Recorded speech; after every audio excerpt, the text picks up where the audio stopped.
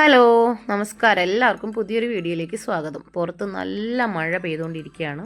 ഇപ്പോൾ ഒരു വൈകുന്നേര സമയമായിട്ടുണ്ട്. അപ്പോൾ നമുക്ക് ചായക്ക് വേണ്ടിയിട്ട് ഒരു 15-20 മിനിറ്റ് മതി. നമുക്ക് പെട്ടെന്ന് തയ്യാറാക്കാൻ പറ്റുന്ന ഒരു ചായ പലഹാരമാണ്.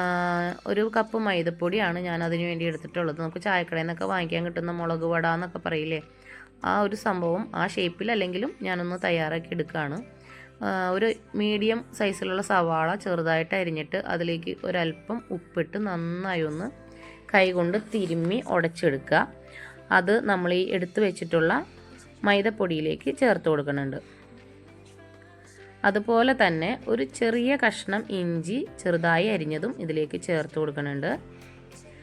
ഒരു 2 തണ്ട് കറിവേപ്പില ചേർത്ത് കൊടുക്കുന്നുണ്ട്. നമുക്ക് വേണമെങ്കിൽ ഇതിൽ പച്ചമുളകും കൂടി ചേർത്ത് അടിപൊളിയായിരിക്കും.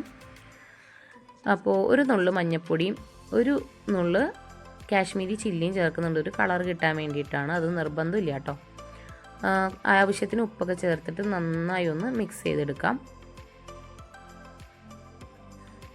ഇനി ഞാൻ ചേർക്കുന്നത് ബേക്കിംഗ് സോഡയാണ്. ഒരു 1/4 സ്പൂണിൽ താഴെ ബേക്കിംഗ് സോഡ ചേർത്തിട്ടുണ്ട്. അതായത് ഈ വട നന്നായിട്ട് സോഫ്റ്റ് ആവാൻ വേണ്ടിയിട്ട് ബേക്കിംഗ് സോഡ ചേർത്ത് കൊടുക്കണം. ഇനി ആവശ്യത്തിന് വെള്ളം ഒഴിച്ച് കുറച്ചായിട്ട് നമുക്കൊന്ന് നനച്ച് കുഴച്ചെടുക്കാം. ഈ പരുവത്തിൽ നമുക്കിതൊന്ന് കുഴച്ചെടുത്തിട്ടുണ്ട്.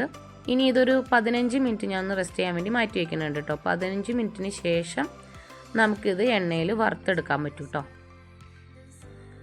അപ്പോൾ 15 മിനിറ്റ് ആയിട്ടുണ്ട്. ഇനി നമുക്ക് ഈ ചൂടായ ചട്ടിയിലേക്ക് നല്ല വെളിച്ചെണ്ണ ഒഴിച്ച് വെളിച്ചെണ്ണ നന്നായി ഒന്ന് ചൂടായി കഴിയുമ്പോൾ ഓരോ സ്പൂൺ വെച്ചിട്ട് നമുക്കിതിലേക്ക് കോരി ഒഴിക്കാം കേട്ടോ.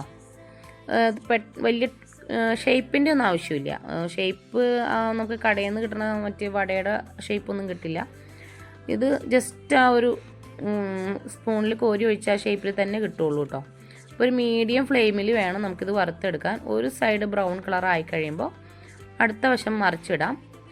ഹൈ ഫ്ലെയിമിൽ ഇട്ടിട്ടുണ്ടെങ്കിൽ അതിൻ്റെ ഉള്ളിൽ വെന്ത് കിട്ടില്ല കേട്ടോ. പിന്നെ നമുക്കിതിൽ പച്ചമുളക് ഞാൻ ചേർത്തില്ല എന്ന് പറഞ്ഞില്ലേ, പച്ചമുളക് ചേർത്ത അടിപൊളിയാണ്. പക്ഷേ ഇവിടെ കുട്ടികളൊക്കെ ഉള്ളതുകൊണ്ട് അയാനൊക്കെ ചെറുതായതുകൊണ്ട് പച്ചമുളക് ഞാൻ ചേർത്തില്ല.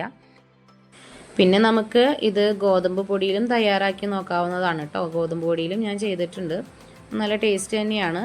പിന്നെ കടയിലൊക്കെ നമുക്ക് മൈദപ്പൊടി വെച്ചിട്ടാണല്ലോ വടയൊക്കെ ഉണ്ടാക്കി കിട്ടുന്നത്. അപ്പോൾ ആ ഒരു ടേസ്റ്റ് ഗോതമ്പ് പൊടിയിൽ വരില്ലെങ്കിലും ഗോതമ്പ് പൊടിയിൽ ചെയ്താലും നല്ല സോഫ്റ്റായിട്ട് നല്ല ടേസ്റ്റി ആയിട്ട് നമുക്ക് കിട്ടും.